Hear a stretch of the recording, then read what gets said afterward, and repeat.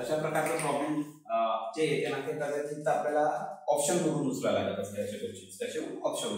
आता हे नागपूर ग्रामीण 2023 ला पोलीस साठी आलेला क्वेश्चन आहे बघा. एक मुलगा रेल्वेने 3/5 प्रवास रेल्वेने करतो आणि 2/15 प्रवास बसने करतो. पहिला काय करतो तो रेल्वेने आणि मग काय करतो बसने. आणि उरलेला प्रवास किती आहे तो 52 किलोमीटर जो प्रवास आहे तो उरलेला आहे तो पायी करतो. कसा करतो पायी. तर एकूण अंतर किती. मग अशा वेळेस आपण ऑप्शन म्हणून उचलायचं. मी आता डायरेक्टली ऑप्शन कडे सोडतो. जसं पहा तर 150.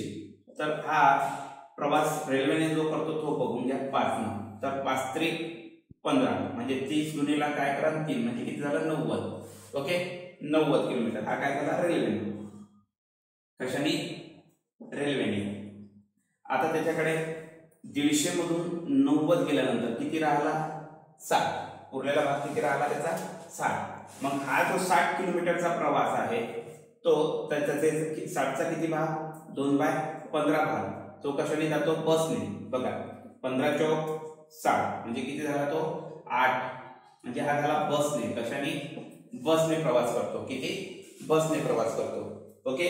मग आता जेव्हा तुम्ही 60 मधून 8 मायनस कराल तर तुमच्याकडे किती उरते 52. मग हा 52 किलोमीटर काय करतो तो पायी प्रवास करतो. कसा करतो पायी. 8 किलोमीटर बसनं प्रवास आहे तर 90 किलोमीटर हा रेल्वेनं प्रवास आहे. 8 90 आणि 52 असं मिळून किती येत असते 150. तर असं एकंदरीत आहे. अशा प्रकारचे क्वेश्चन ऑप्शन नसतात तसे जातो म्हटलं तर तसंही जाता येते पण वेळेच्या टाइम नाही. आपल्याला 36 सेकंद असतात फक्त. किती 36. रेल्वे रोड प्रॉब्लेम घेत आहे आपण. रेल्वे रोड अशी 5 किलोमीटर वेगाने जाणारी एक व्यक्ती एक पूल 15 मिनिटात ओलांडली तर त्या पुलाची लांबी मीटर मध्ये किती. आता त्या पुलाची लांबी आपल्याला मीटर मध्ये काढायची आहे. तर बघा अशा वेळेस जरा परगेशन करायचं. वेळ आणि अंतर. ओके. अंतर बरोबर काय असते गाडीची लांबी प्लस पुलाची लांबी. पण आपल्याला सध्या पुलाचीच काढायची आहे तर आपण एक्स घेऊ.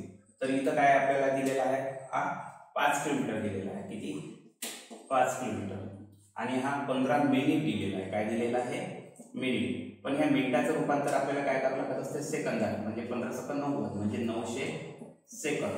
आता हे झालं सेकंद आणि 1 किलोमीटर. मग ह्या किलोमीटरला मीटर पर सेकंद मध्ये करताना 5/18 न गुणावं. काय न गुणावं हा. तर आपल्याला काढायचं काय आहे अंतर. अंतर बरोबर पुलाचं अंतर. वेग गुणिला किती वेळ. तर आपला वेग आहे 5 गुणिला 5/18 आणि हे किती 900. 18×95 किती 18×95 म्हणजे 5 गुणिला 5 गुणिला किती 50. ओके. 5 5 25 गुणिला 50 करतो म्हटलं इथे येतो मी. ओके. 25 5 125 आणि 0 म्हणजे त्या पुलाची लांबी किती मीटर आहे मग 1250 मीटर. तर त्या पुलाची लांबी किती 1250 मीटर. पुलाची लांबी. कोणाची पुलाची लांबी लक्षात ठेवायचं. यानंतर आपण पुढे काढलं पुलाची लांबी. ठीक आहे.